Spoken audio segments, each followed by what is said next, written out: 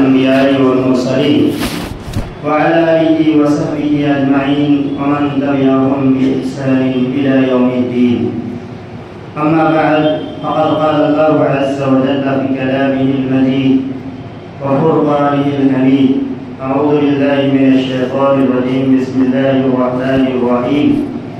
ولا يغتب بعضكم بعضا أيحب أحدكم أن يأكل لحم أخيه ميتا فكرهتموه واتقوا الله إن الله تواب رحيم. وقال النبي صلى الله عليه وسلم: أتدرون ما الغيبة؟ قالوا الله ورسوله أعلم. قال رسول الله صلى الله عليه وسلم: ذكرك أخاك بما يكره। উপস্থিত সম্মানিত মুসলমান ভাইরা ও আমার স্নেহের ছেলেরা, সমস্ত প্রশংসা ও গুণগান সেই মহান আল্লাহ পাকের জন্য, যে মহান আল্লাহ পাক আমাকে আপনাকে মানুষরূপে মুসলমান করে সৃষ্টি করেছেন। অধিকর শেষ নবী জনাব মুহাম্মদ রাসূলুল্লাহ সাল্লাল্লাহু আলাইহি ওয়াসাল্লামের প্রতি কোটি কোটি দরুদ ও সালাম পবিত্র হোক। আল্লাহুম্মা সাল্লি আলাইহি আল্লাহুম্মা বারিক আলাইহি। সম্মানিত সামিঈন, আমরা কিছুদিন থেকে একটা বিষয়ের উপরে একটা আলোচনা শুনছিলাম এবং সে আমলগুলো শুনছিলাম যে আমলগুলো আমরা যদি করি তাহলে আমাদের আপসী সম্পর্ক মজবুত হবে, আমাদের আপসী তাল্লুকগুলো মজবুত হবে। সে আমলগুলো বলতে গিয়ে আমি কয়েকটি আমল আপনাদের সম্মুখে বলেছি। তার মধ্যে একটা বলেছিলাম যে আপসে একে অপরের সাথে ভালোবাসা করা, মহব্বত করা, এবং একটি আমল আরেকটা বলেছিলাম যে এক অপরের প্রতি খায় করা, কারোর জন্য ভালাই চাওয়া এবং এক অপরের সাহায্য করা, এক অপরের মদত করা। এবং একটি গুরুত্বপূর্ণ আমল আমি আপনাদের সম্মুখে বলেছিলাম যে আমলগুলো করলে মানুষের মধ্যে একটা ভালোবাসা সৃষ্টি হবে, মানুষের মধ্যে একটা সম্পর্কটা মজবুত হবে। তার মধ্যে একটা ছিল কোন মানুষ যদি অসুস্থ হয় সেই মানুষকে দেখতে যাওয়া। আজকে আমরা জানবো ওই বিষয়গুলো যে কামগুলো করলে মানুষের মধ্যে সম্পর্কটা নষ্ট হয়ে যাবে, মানুষের আপসী তাল্লুকটা শেষ হয়ে যাবে, খতম হয়ে যাবে। সেই আমলগুলোর মধ্যে আর একটি আমল আপনাদের সম্মুখে বলবো, যে আমলটা আমাদের সমাজের মধ্যে অনেক বেশি আছে। এটা এমন একটা রোগ যে সমাজের প্রত্যেক মানুষ সে রোগের মধ্যে ডুবে আছে। আর এটা এমন একটা রোগ যে রোগটা আমাদের আপসী সম্পর্কটাকে নষ্ট করে দিচ্ছে, আমাদের এক অপরের ভালোবাসার জায়গাতে এক অপরের প্রতি ঘৃণা, নফরত সৃষ্টি করে। আর এটা এমন একটা ক্যান্সার, এমন একটা রোগ যে পোকার মতো আমাদের সমাজটাকে খেয়ে শেষ করে দিচ্ছে। সের নাম হচ্ছে গীবত।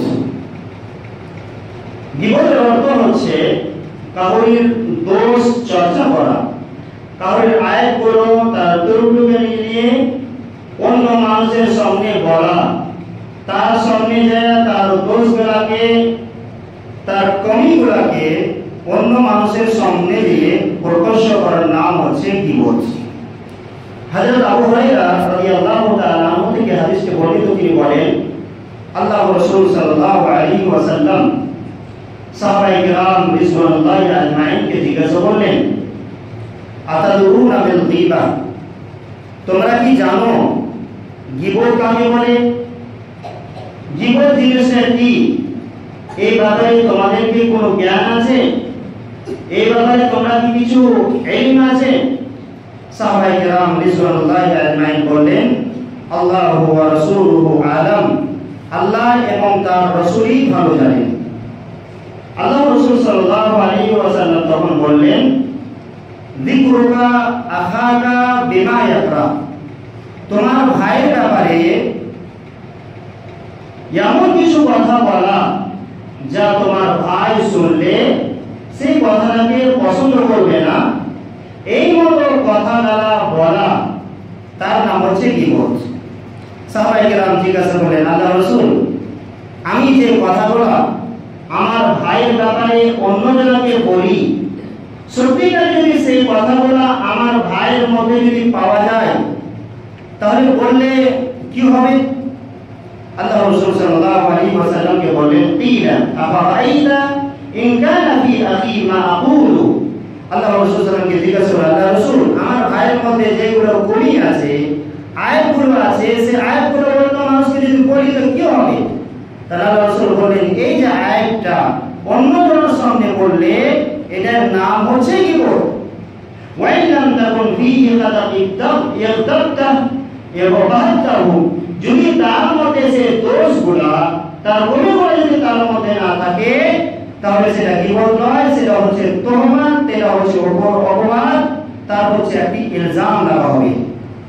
প্রিয় ভাইরা, তাহলে আমরা বুঝতে পারলাম যে এক অপরের পিঠ পিছে সেই ভাইটা আপনার কাছে নাই, ওর ব্যাপারে ওর দোষ নিয়ে, ওর ভুলগুলা নিয়ে অন্য মানুষের সামনে চর্চা করার নাম হচ্ছে গীবত।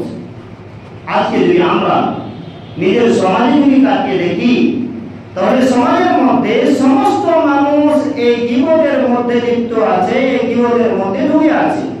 কোন এমন মানুষ আপনি পাবেন না যারা এক অপরের গীবত করে না, চাই ও মানুষ শিক্ষিত হোক বা অশিক্ষিত হোক, চাই ও গরিব আমির হোক বা দরিদ্র হোক, যেই কোনো মানুষ না হোক না কেন, যখনই আপোষে এক অপরের সাথে যখন সাক্ষাৎ হয়, দুইজন ভাই বা তিনজন ভাই এক জায়গায় একত্রিত হলে অন্য একজনের ভাইয়ের দোষ চর্চা আপোষের মধ্যে শুরু করে। আর এতটা মজা লাগে যে এক অপরের দোষগুলা বলতে, অপরের সঙ্গে এতটা মজা লাগে, এতটা মজা লাগে যে চায়ের দোকানে বসলো, আমরা এক অপরের গীবত করি, চার এক লোক পান করতে পারি না যতক্ষণ পর্যন্ত আমরা অন্য ভাইয়ের ব্যাপারে কোনো গীবত না করে নি, যতক্ষণ পর্যন্ত তার দোষের ব্যাপারে না বলি। যেমন মনে লাগছে যে এই গীবত করাটা মানুষের কোনো পাপ মনে হয় না, কোনো গুনাহ মনে হয় না। এটা যে কত মারাত্মক গুনাহ, কত মারাত্মক জিনিস, আমাদের সেটা অনুভব হয় না। আমাদের এটাই মনে হয় ইয়ার মধ্যে কোনো গুনাহ নাই, ইয়ার মধ্যে কোনো পাপ নাই। কিন্তু জানো, আল্লাহ সুবহানাহু ওয়া তাআলা এই গীবতের ব্যাপারে কত শক্ত করে আল্লাহ রাব্বুল আলামিন কোরআনের মাঝে বলেছেন। আল্লাহ রাব্বুল আলামিন বলেন, ওয়ালা ইয়াগতাব বা'দুকুম বা'দা, তোমরা এক অপরের গীবত করিও না, এক অপরের দোষ চর্চা অপরের মধ্যে করিও না। আইয়ুহিব্বু আহাদুকুম আইয়াকুলা লাহমা আখিহি মাইতান, তোমাদের মধ্যে কোন মানুষ এই কথাটা পছন্দ করবে যে সে কোন মৃত ভাইয়ের গোশত খাবে, সে কি কোন নিজের মৃত ভাইয়ের গোশতগুলোকে নুচে নুচে খাবে, সেই কথাটা কি পছন্দ করবে? আল্লাহ রাব্বুল আলামিন নিজেই উত্তর দিলেন, ফাকারিতুমু, তোমরা সেই জিনিসটাকে পছন্দ করবে না। আল্লাহ রাব্বুল আলামিন গীবতের ব্যাপারে কত কঠোরভাবে আল্লাহ রাব্বুল আলামিন বললেন যে তোমরা কি নিজের মৃত ভাইয়ের, মরা ভাইয়ের গোশতগুলোকে খাওয়া কি পছন্দ করবে? প্রিয় ভাই, এই আয়াতের ব্যাখ্যা করতে গিয়ে হযরত আব্দুল্লাহ ইবনে আব্বাস রাদিয়াল্লাহু তাআলা আনহু বলেছেন, ইন্নামা দারাবাল্লাহু হাযাল মাসাল লিল গীবাতি লিআন্না আকলা লাহমিল মাইয়িত হারামুন মুস্তাহজির। হযরত আব্দুল্লাহ ইবনে আব্বাস রাদিয়াল্লাহু তাআলা আনহু বলেছেন যে আল্লাহ রাব্বুল আলামিন এই আয়াতের মধ্যে এটা বলেছেন, গীবতের মিশাল দিয়ে নিজের মৃত ভাইয়ের সঙ্গে আল্লাহ রাব্বুল আলামিন এইটা বলতে চেয়েছেন যে একজন মৃত ব্যক্তির গোশত খাওয়াটা মানুষের প্রতি হারাম। এমনিও কোন মানুষের গোশত খাওয়া অপর মানুষের প্রতি হালাল নয়, সেটা হচ্ছে হারাম। আবার সেই লোক যদি মারা যায় ব্যক্তির গোশত খাওয়া আল্লাহ রাব্বুল আলামিন বলেছেন সেটা হচ্ছে হারাম। আর আব্দুল্লাহ ইবনে আব্বাস রাদিয়াল্লাহু তাআলা এই আয়াতের ব্যাখ্যা করতে বলেছেন এই জিনিসটা হারাম এবং মৃত ব্যক্তির গোশত খাওয়াটাও হারাম। অন্য একজন মুফাসসির বলেছেন যেই মতো একজন মৃত ব্যক্তির গোশত খাওয়াটা হারাম, তেমনি আমাদেরকে এই মতো হারাম মনে করতে হবে কোন জীবিত মানুষ, জিন্দা মানুষের কথা বলা অন্য মানুষের সামনে কহাটা। কত মারাত্মক গুনাহ যে নিজের মৃত ভাইয়ের গোশতকে কেউ খাইতে পছন্দ করবে না, তো যেই মতো একজন মৃত ব্যক্তি মানুষের মৃত ভাইয়ের গোশত খাওয়াকে না পছন্দ করবে, সেই মতো নিজের ভাইয়ের গীবত করাটাকে জানি না পছন্দ করে। হযরত আব্দুল্লাহ ইবনে মাসউদ রাদিয়াল্লাহু তাআলা আনহু এই হাদিসটি বর্ণিত, তিনি বলেন আমরা একবার রাসূলুল্লাহ সাল্লাল্লাহু আলাইহি ওয়াসাল্লামের কাছে ছিলাম। হঠাৎ করে একটি ব্যক্তি সেখান থেকে উঠে চলে গেল। অপর একজন ব্যক্তি তার ব্যাপারে কিছু বলে দিল। আল্লাহ রাসূল সাল্লাল্লাহু আলাইহি ওয়াসাল্লাম বললেন তাহাল্লাল, তুমি নিজের দাঁতের মধ্যে খিলাল করো, তুমি নিজের দাঁতের মধ্যে খিলাল করো। সে ব্যক্তি বললেন ওয়া মিম্মা আতাখাল্লাল ওয়া মা আকালতু লাহমা, আল্লাহ রাসূল আমি নিজের দাঁতের মধ্যে খিলাল কেন করব? আমি তো কোনো গোশত খাইনি, কোন জিনিসের আমি তো গোশত খাইনি, আমি কেমন করে খিলাল করব? আল্লাহ রাসূল সাল্লাল্লাহু আলাইহি ওয়াসাল্লাম বললেন ইন্নাকা আকালতা লাহমা আখিকা, এখন তো তুমি নিজের ভাইয়ের গোশতকে খেলে। আল্লাহ রাসূল সাল্লাল্লাহু আলাইহি ওয়াসাল্লাম এই হাদিস থেকে বোঝাতে চাইলেন যেই মতো তোমার মৃত ভাইয়ের গোশত খাওয়া হারাম, যেরকম নিজের মৃত ভাইয়ের গোশত খাওয়াকে পছন্দ করো না, সেই মতো তোমার জীবিত ভাইয়ের দোষ গালা অন্য সামনে বলাটাও তোমার কাছে যেন পছন্দ না হয়। প্রিয় ভাইরা, এটা কতটা মারাত্মক গুনাহ আর এটা কত মারাত্মক কথা, তাই একটা কথা একটা হাদিস আমরা যদি শুনি তাহলে বুঝতে পারবো এই গীবতটা কত মারাত্মক গুনাহ, কত বড় গুনাহ। হযরত আয়েশা রাদিয়াল্লাহু তাআলা আনহা তিনি বলেন আমি রাসূলুল্লাহ সাল্লাল্লাহু আলাইহি ওয়াসাল্লামের কাছে ছিলাম। আল্লাহ রাসূল সাল্লাল্লাহু আলাইহি ওয়াসাল্লামের গল্প করতে করতে আমি একটা কথা বললাম হযরত সাফিয়া রাদিয়াল্লাহু তাআলা আনহার ব্যাপারে। হযরত সাফিয়া রাদিয়াল্লাহু তাআলা আনহা হচ্ছেন নবী করিম সাল্লাল্লাহু আলাইহি ওয়াসাল্লামের একটি স্ত্রী। কথা বলতে বলতে হযরত আয়েশা বললেন আল্লাহর রাসূল আপনার অমুক স্ত্রী হযরত সাফিয়া ইন্নাহা কাসীরা, অনেক বাইটা, অনেক ছোট, তার কাঁধটা অনেক ছোট। আল্লাহর রাসূল সাল্লাল্লাহু আলাইহি ওয়াসাল্লাম বললেন কাদ ইয়াতাবতিহা, তুমি তো তার গীবত করলে, তুমি তো তার পশ্চাৎচর্চা করলে। অন্য একটি হাদিসের মধ্যে আল্লাহ রাসূল সাল্লাল্লাহু আলাইহি ওয়াসাল্লাম বলেছেন ইয়া আয়েশাতু লাকাদ কুনতি কালিমাতান লাউ মুজিজাত বিমাইল বাহরি লাজাজাত, ইয়া আয়েশা তুমি এমন একটা কথা বললে, এমন একটা শব্দ তুমি নিজের জবান দিয়ে উচ্চারণ করলে, এই শব্দটা যদি এই কালিমাটা যদি সমুদ্রের পানির মধ্যে যদি মিশিয়ে দেওয়া হয়, তো এই কালিমাটা, এই শব্দটা সমুদ্রের সমস্ত পানির রং এবং মজাটা, স্বাদটাকে পরিবর্তন করে দিবে। উলামায়ে কেরাম এই হাদিসের ব্যাখ্যা করতে গিয়ে বলেন যে গীবতের একটা কথা কতটা মারাত্মক, এতটা মারাত্মক যে আল্লাহ রাব্বুল আলামিনের মাখলুকাতের মধ্যে একটা বড় মাখলুক হচ্ছে সমুদ্র। আমরা জানি দুনিয়ার মধ্যে সবথেকে বেশি পানির সংখ্যা, আল্লাহ রাব্বুল আলামিনের একটা খুব বড় মাখলুক যে গীবতের একটা কথা যদি বলা যায়, শব্দ যদি এটা হয় যে শব্দ দ্বারা দিয়ে যত সমুদ্রের মধ্যে পানি আছে সমস্ত সমুদ্রের পানির রং এবং স্বাদকে পরিবর্তন করে দিতে পারে, তাহলে এই গুনাহ আমাদের জীবনে, আমাদের সমাজের মধ্যে কতটা ক্ষতিকর হতে পারে, আমাদের সমাজটাকে কতটা নষ্ট করতে পারে, আমরা যদি একবার চিন্তা ভাবনা করি তাহলে অতি সহজে আমরা জানতে পারবো। প্রিয় ভাইরা, এটা এমন একটা মারাত্মক গুনাহ যেটা আপসী সম্পর্কটাকে শেষ করে দিবে, আপসী সম্পর্কটাকে নষ্ট করে দিতে পারে। আল্লাহ রাব্বুল আলামিনের অনেক বড় নিয়ম হচ্ছে আল্লাহ রাব্বুল আলামিন আমাদেরকে, আপনাকে মুসলমান বানাচ্ছেন এবং আমাদেরকে সম্পর্ক মজবুত করার জন্য আল্লাহ এবং তার রাসূল অনেকগুলো শিক্ষা দিয়েছে, অনেকগুলো আমলের ব্যাপারে বলেছেন এবং এমন এমন কাজ থেকে আমাদেরকে মানা করেছেন যে কাজগুলো করলে আমাদের সম্পর্ক নষ্ট হয়ে যাবে। কিন্তু শয়তান, ইবলিস কোনদিন চায় না যে মুসলমানের সম্পর্কটা মজবুত থাকুক।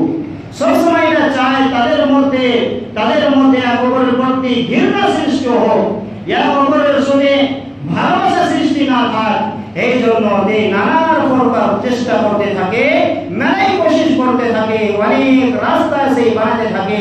তার মধ্যে একটা গুরুত্বপূর্ণ সেই রাস্তা করে যে গীবত দ্বারা দিয়ে মানুষের মধ্যে ভালোবাসা এবং তার সম্পর্কটাকে ছিনিয়ে ফেলে যায়। এই জন্য আল্লাহ রাসূল সাল্লাল্লাহু আলাইহি ওয়াসাল্লাম বলেছেন, লা তাবতাবুল মুমিনিনা লা তাবতাবু লা তাবতাবুল মুসলিমিনা ওয়া লা তাত্তাবিউ আওরাতিহিম, তোমরা মুসলমানের গীবত করিও না এবং তার দোষগুলো নিয়ে, তার কমিগুলোকে নিয়ে এবং তার আয়াতগুলোকে নিয়ে আপসের মধ্যে চর্চা করবে না। হযরত হুসাইন ইবনে আয়াস রাহমাতুল্লাহ আলাইহি কত সুন্দর করে এটা বলেছিলেন, যে সমাজের মধ্যে গীবত চর্চা থাকবে, যে সমাজের মধ্যে আপসের মধ্যে জীবন হবে, আপসের মধ্যে এক অপরের কথা চর্চা করবে, সেখানে আল্লাহ রাব্বুল আলামিনের যে মজবুত সম্পর্কটা আমাদেরকে শিখিয়ে দিয়েছে, সেই সম্পর্কটা সেই জায়গাতে থাকবে না, সেই সম্পর্কটা ছিনিয়ে যাবে, সেই সম্পর্কটা ছিন্নভিন্ন হয়ে যাবে। হুসাইন ইবনে আয়াস রাহমাতুল্লাহ আলাইহি বলেন, ইযা যাহারাতিল গীবাতু ইরতাফআতিল উখুওয়াতু বিল্লাহি আযজা ওয়া জাল্লা, যখন মানুষের মধ্যে গীবত প্রচার হয়, গীবতের প্রসার হয়, সেখান থেকে আপসী ভাইচারা, আপসী সম্পর্ক ছিনিয়ে যায়। এবং তিনি উপমা দিয়ে বলেছেন, এমন একটা সময় আসবে যে সময়ে তোমরা দেখতে পাবে এমন কিছু জিনিস যা সোনার পাইন দিয়ে তাকে উপর থেকে দেখতে খুব চকমক চকমক করবে, কিন্তু ভিতরে তার খেয়াল কোটায় ভরা থাকবে। আজকে আমাদের মুসলমানের অবস্থা যদি দেখি, আজকে সেই অবস্থা আমাদের হয়ে আছে। আজকে আমরা এক অপরের বিপদ করি, এক অপরের দোষ চর্চা করি, কিন্তু আপসের মহব্বত থাকে না। আপসে দেখলে দেখে দেখে কত সুন্দর লাগলেও আপসের মধ্যে আমাদের সম্পর্ক আমাদের তারও সেটা মজবুত নয়। এই জন্য আল্লাহ এবং তার রাসূল আমাদেরকে আপসের মধ্যে এক অপরের বিপদ চর্চা করতে মানা করেছেন। এই জন্য হুসাইন ইবনে আয়াস রাহমাতুল্লাহ আলাইহি বলেছিলেন, যেই জায়গাতে বিপদের চর্চা হবে, সেই জায়গাতে ভাইচারা এবং আপসী সম্পর্ক ছিনিয়ে যাবে। শুধু তাই নয়, যে সমাজের মধ্যে এই গীবতের মতো ভয়াবহ খতরনাক গুনাহ থাকবে, সেই সমাজের শান্তিকে নষ্ট করে দিবে, সেই শান্তির মধ্যে ফাসাদ এবং ফিতনা ফাসাদ সৃষ্টি করে দিবে।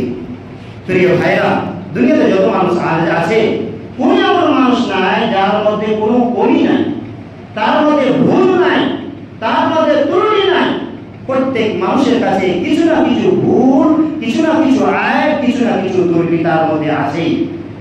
কিন্তু সমস্ত মানুষ এটাই চায় যে আমার আয়াতগুলো, আমার ভুলগুলো, আমার ত্রুটিগুলো অন্য কোনো মানুষ জানি না জানতে পারে। আবার যদি কেউ জানে, তার ভুল নিয়ে অন্য মানুষের সঙ্গে আবার যখন বলতে থাকে, তখন জানে যে অমুক ভাই আমার কথা অন্য মানুষের সঙ্গে যে বলেছে, তার ব্যাপারে একটা ঘৃণা সৃষ্টি হবে, তার ব্যাপারে একটা নফরত সৃষ্টি হবে, আর তার পরিসর নেওয়ার জন্য, তার বদলা নেওয়ার জন্য সবসময় চেষ্টা করতে থাকবে। তার মধ্যে যদি ভুলও না থাকে, তার মধ্যে ঘুরে ঘুরে তার ভুল গালা বাহির করার চেষ্টা করতে থাকবে। আর আপসে যখন এই মতো এক অপরের দোষ চর্চা, ভুল করে নিয়ে যখন আলোচনা হবে, সমাজের মধ্যে শান্তি থাকবে না, সমাজের মধ্যে ফিতনা আর ফাসাদ থাকবে, সমাজের মধ্যে ভালোবাসা আর সমাজের মধ্যে শান্তি থাকবে না।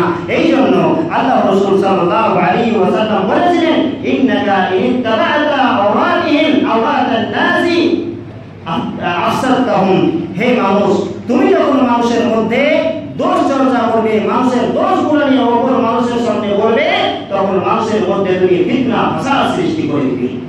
ঘটনা মারাত্মক গুনাহ, শুধু সামাজিক জীবন নয়, মানুষের সমাজকে নষ্ট করে ফেলে দিবে। এই জীবন এমন একটা দোষ চর্চা যে মানুষের মধ্যে আমরা সুকুনের সাথে থাকা সমাজ মানুষের মধ্যে ফিতনা এবং ফাসাদ সৃষ্টি করে দেয়। শুধু তাই নয়, এই গুনাহটা এমন একটা মারাত্মক গুনাহ, যে মারাত্মক গুনাহটা জিনার চাইতে, সুদের চাইতে বেশি খতরনাক, সুদের চাইতে বেশি কঠিন।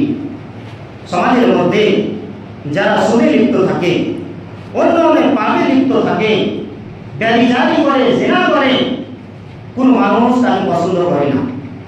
তাকে মানুষ ঘৃণাই করে, ঘৃণার নজরে থাকে। কিন্তু যারা গীবত করে, অপরের দোষ চর্চা করে, মানুষ তাকে ঘৃণা করে না। কিন্তু কি জানো, এই ঘৃণা থেকে, কাউরির সুদ খাওয়া থেকে এবং কাউরির ঘুষ খাওয়া থেকে এই গীবত করাটা বড় মারাত্মক। তুমি শুনেছো আল্লাহ রাসূল সাল্লাল্লাহু আলাইহি ওয়াসাল্লাম বলেছেন, সব থেকে বড় সুদ হচ্ছে অন্য মানুষের গীবত করা, অন্য মানুষের দোষ চর্চা করা। আল্লাহ রাসূল সাল্লাল্লাহু আলাইহি ওয়াসাল্লাম একটি হাদিস বর্ণনা করে বলেন, আল-রিবা ইসলামি ওয়া সাবউনা বাবা আল্লাহা মিথলু ইতিয়ানির রাজুল উম্মা। আল্লাহ রাসূল সাল্লাল্লাহু আলাইহি ওয়াসাল্লাম বলেছেন, গীবতের 72টি দরজা রয়েছে, 72টি দরজা রয়েছে। তার থেকে সব থেকে কম দরজা, তার থেকে সব থেকে নিম্নমানের দরজা হচ্ছে মিথলু ইতিয়ানির রাজুল উম্মা, কোন মানুষ নিজের মায়ের সঙ্গে জিনা করবে। নাউজুবিল্লাহ। সুদের 72টা দরজার মধ্যে সব থেকে কম গুনাহ যেটা হবে সেটা হচ্ছে কোন মানুষ নিজের মায়ের সঙ্গে, নিজের গর্ভধারিণী মায়ের সঙ্গে, যে মা নিজের ছেলেকে জন্মগ্রহণ করেছে, সেই ছেলে নিজের মায়ের সঙ্গে গুনাহ জিনা করার যত গুনাহ, এটা সত্য। আর সুদের 72টা দরজার মধ্যে সব থেকে নিম্নমানের গুনাহ। আর সব থেকে সুদের সবচেয়ে বড় যেটা গুনাহ, ওটা হচ্ছে এর আরবার রিবা ইস্তিতালাতুর রাজুলি ফি ইরদাহি। আর সব থেকে সুদের গুনাহ হচ্ছে কোন ভাইয়ের দোষ চর্চা করা, অন্য ভাইয়ের গীবত করা। প্রিয় ভাইরা, এটা বুঝতে পারলেন যে 72টার মধ্যে সব থেকে কম দরজা হচ্ছে নিজের মায়ের সঙ্গে জিনা করা। কোন মানুষ কোনদিন কল্পনা করতে পারে না, কোনদিন ভাবতেও পারে না যে নিজের মায়ের সঙ্গে সে কুকর্ম কাম করবে, কিন্তু এটা তো মানুষ করে থাকে যে অন্য ভাইয়ের গীবত করবে। সব থেকে বড় সুদ যেটা রাসূল সাল্লাল্লাহু আলাইহি ওয়াসাল্লাম বলেছেন, সেটি হচ্ছে কোন ভাইয়ের দোষ চর্চা করা, কোন ভাইয়ের গীবত করা। ওলামায়ে কিরাম বলেছেন, আল্লাহ রাসূল সাল্লাল্লাহু আলাইহি ওয়াসাল্লাম এত কঠোর কথা বললেন কেন? সুদের চেয়ে বেশি কোন মুসলমান ভাইয়ের গীবত করাটাকে মারাত্মক কেন বললেন? এই জন্য বললেন যে মানুষের জীবনে সব থেকে মারাত্মক জিনিস হচ্ছে তার হচ্ছে সম্মান, তার ইজ্জত। আর কোন মানুষ চাই না যে তার ইজ্জত, তার সম্মান নষ্ট হয়ে যায়। কিন্তু মানুষের কাছে আসবে, চলে যাবে, কিন্তু মানুষের কাছে যখন একবার ইজ্জত বা সম্মান যখন খতম হয়ে যাবে, নিজের জীবন পর্যন্ত মেহনত করে, জীবন পর্যন্ত পরিশ্রম করে সেই ইজ্জতটা, সেই সম্মানটাকে ফিরিয়ে নিয়ে আনতে পারে না। প্রিয় ভাইরা, এই মতো করে গীবতের একটা মারাত্মক গুনাহ হচ্ছে যে গীবতের কারণে কবরের মধ্যে আযাব হয়, কবরের মধ্যে শাস্তি হয়। মানুষ মারা যাওয়ার পরে মানুষকে আর বাড়তে রাখে না, কাফন দিয়ে তাকে সুন্দর করে আবার ওর নিজের জায়গাতে রেখে আসে। যাওয়ার পরে তার জায়গা হতে পারে কঠিন হবে, হতে পারে খুব সহজ হয়ে যাবে।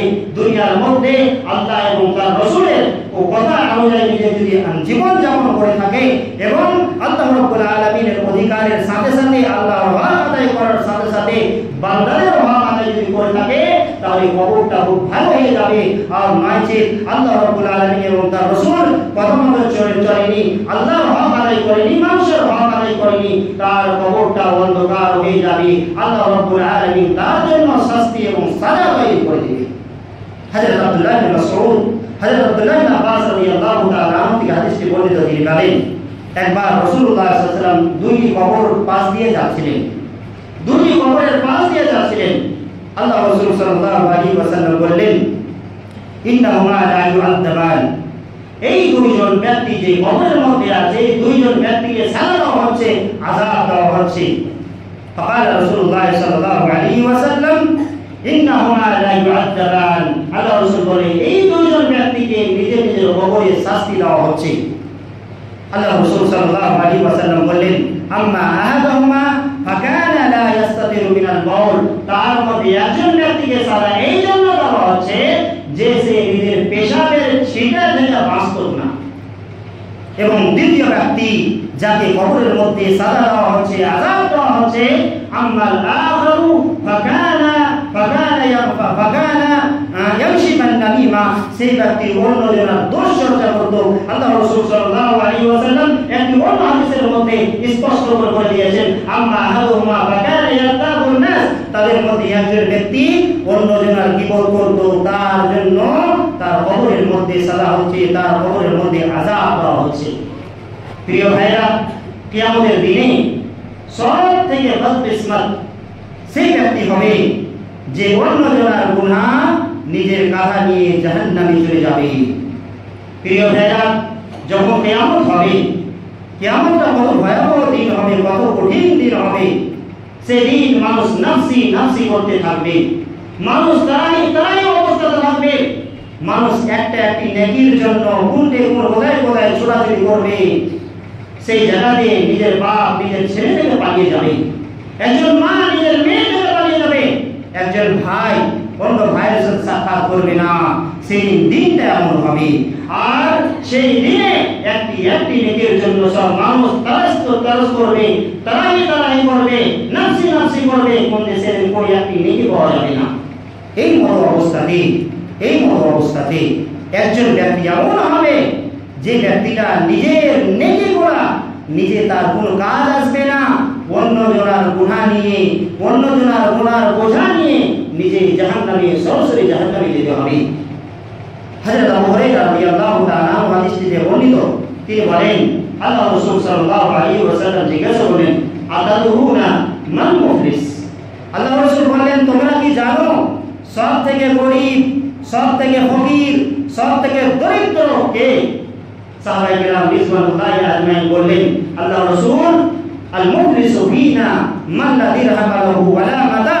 আল্লাহ রাসূল, আমাদের মধ্যে সব থেকে গরীব, সব থেকে ফকির সেই ব্যক্তি যার কাছে কোনো টাকা নাই, পয়সা নাই, মাল নাই, ধন নাই, সম্পদ নাই। আমাদের মধ্যে সব থেকে গরীব আর সব থেকে ফকির হচ্ছে ওই ব্যক্তি।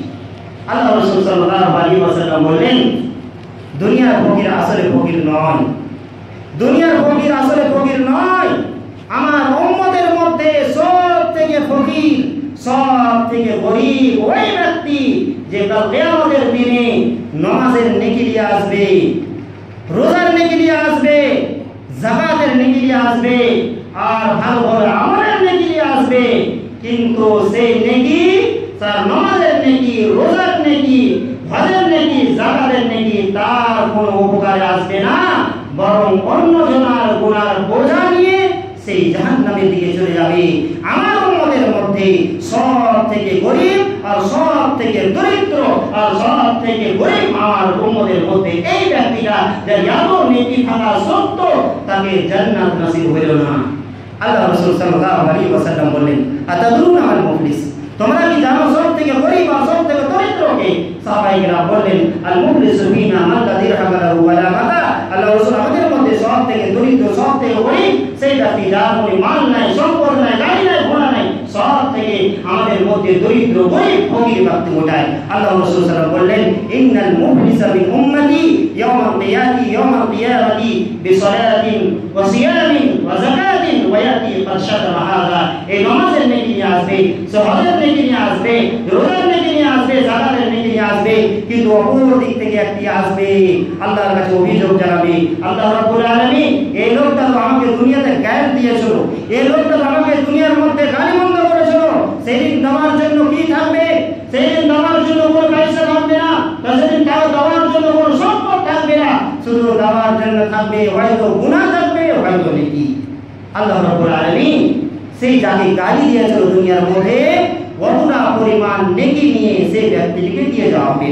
একজন আরেকজন ব্যক্তি আসবে যার দুনিয়াতে 10 চর্চা করতো, তার বিপদ করতো। একজন ব্যক্তি আসবে যার দোষ চর্চা করতো, যার বিপদ করতো, আল্লাহ রাব্বুল আলামিনের কাছে এসে বলবে, আল্লাহ রাব্বুল আলামিন দুনিয়ার মধ্যে আমার বিপদ করতো, আমার দোষ চর্চা করতো, এইভাবে করে আসতে থাকবে, নেকিগুলো দিতে থাকবে।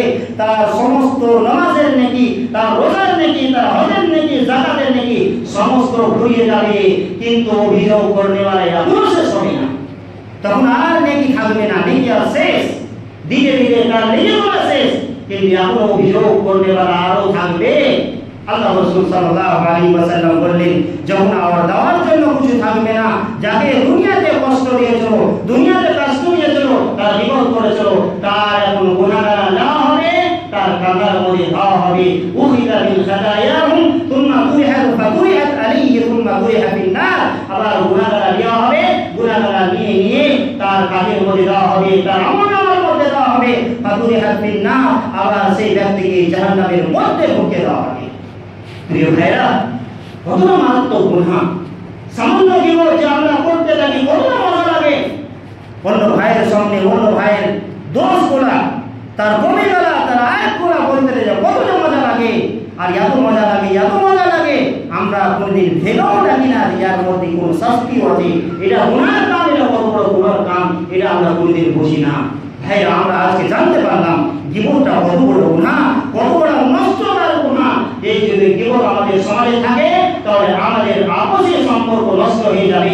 আমাদের সমাজ আমাদের ভাই ভাই থাকা সমাজ, এই সমাজের মধ্যে ফিতনা ফাসাদ সৃষ্টি হয়ে যাবে এবং কিয়ামতের দিন আমাদের নেকিগুলা, আমাদের মেহনত করা নেকিগুলা অন্য জনকে দিয়ে জাহান্নামের দিকে যেতে হবে।